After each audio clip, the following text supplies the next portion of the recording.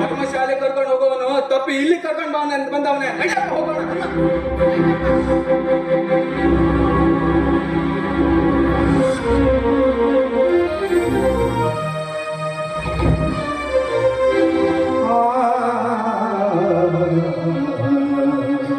ಅಣ್ಣ ಕೇಳ್ತೇನಣ್ಣ, ನಿನ್ನ ಮನೆಯಲ್ಲಿ ಹುಟ್ಟಿದ ಹೆಣ್ಣನ್ನ ನೋಡಲು ಬಂದ ಕಠೋರ ನುಡಿಗಳನ್ನ ಕೇಳಿ